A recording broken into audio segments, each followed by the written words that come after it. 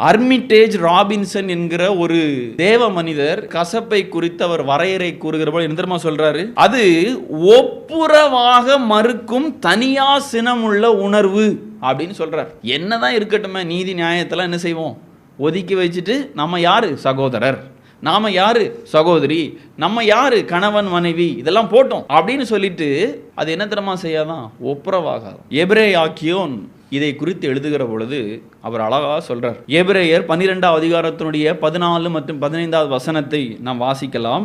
யாவரோடும் சமாதானமாய் இருக்கவும். இது ஆப்ஷன் கிடையாது, மல்டிபிள் சாய்ஸ் கொஸ்டின் கொடுத்துருப்பாங்க. இதுல இதை சூஸ் பண்ணிக்கங்க, மிதி இதெல்லாம் என்ன செய்திருங்க, சாய்ஸ்ல விட்டுருங்க. இது சாய்ஸ்ல விட முடியாது. இதுல என்ன தெரியுமா, இது மேண்டிட்டரி. இதை நீங்கள் கட்டாயம் செய்தாக வேண்டிய. எப்படி வெளிநாடு போகணும்னா உங்களுக்கு பாஸ்போர்ட் தேவையோ, அதே போல கிறிஸ்தவன் என்றால் அவன் விடுதலமா இருக்கணுமா, சமாதானத்தை விரும்புகிறவன், கூடுமானால் உங்களால் ஆன மட்டும் எல்லா மனிதரோடும் சமாதானமாய் இருங்கள் என்கிற அந்த காரியத்திற்கு தன்னை அர்ப்பணிக்கிறவன். அதான் சொல்லப்பட்டிருக்கு.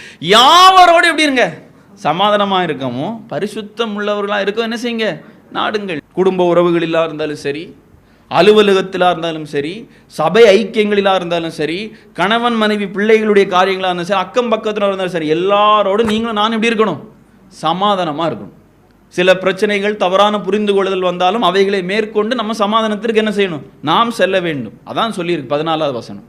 இப்படி சொல்லிட்டு 15வது வசனத்தில் நித்திரமா சொல்லியிருக்கு, ஒருவனும் தேவனுடைய கிருபையை இழந்து போகாதபடிக்கு யாதொரு கசப்பான வேர் முளைத்தெழும்பி கலக்கம் உண்டாக்குகிறதுனால் அநேகர் என்ன தெரியுமா செய்துதான் தீட்டுப்படுத்துது. இது என்ன தெரியுமா சொல்லியிருக்கு, கசப்பை ஒரு வேருக்கு ஒப்பிட்டு சொல்லியிருக்கு. பொதுவாக நம்மளால வேற என்ன செய்ய முடியாது, வெளியில பார்க்க முடியாது. மரங்களை பார்க்க முடியும், மரத்தில் உள்ள கிளைகளை பார்க்க முடியும், இலைகளை பார்க்க முடியும், அதிலே உள்ள காய்களை பார்க்க முடியும், கனிகளை பார்க்க, இதெல்லாம் வெளியில தெரியும்.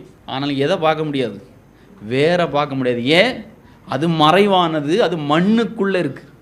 கசப்பை என்ன சொல்லியிருக்குன்னு கேட்டீங்கன்னா, இந்த கசப்பை குறித்து வேதம் சொல்லும் போது அதை வேர் அப்படின்னு சொல்லியிருக்கு. நம்மில் சிலர் கூறலாம், நான் அவரை மன்னித்து விட்டேன், நான் அவரோடு ஒப்புரவாகி விட்டேன், இந்த கோபம், எரிச்சல், இந்த மூர்க்கம் அப்படிலாம் இப்போ யாருக்கு மேலேயும் எனக்கு என்ன செய்யாது, கிடையாது. இந்த விரோதம், வைராக்கியம், இதெல்லாம் எனக்கு யாருக்கு மேலேயும் கிடையாது. இந்த செய்தியெல்லாம் எனக்கு இல்லை பிரதர், வேற யாருக்காவது போய் என்ன செய்யுங்க, நீங்க பேசுங்க அப்படின்னு நீங்க கூறினாலும் அந்த வேர் இருக்கிறது எப்போ தெரியுமா தெரியும், சூழ்நிலையில தான் தெரியும். நமக்கு எதிராக செயல்படுகிற நபருடைய வாழ்விலே ஏதோ ஒரு சம்பவம் நடக்கிற பொழுது நம்முடைய இருதயத்தினுடைய அமைப்பு எப்படி இருக்கிறதோ அதன் அடிப்படையில தான் அவர் மேல நம்ம கசப்புணர்வோடு இருக்கிறோமா இல்லையாங்கிறது நமக்கு தெரிய வரும்.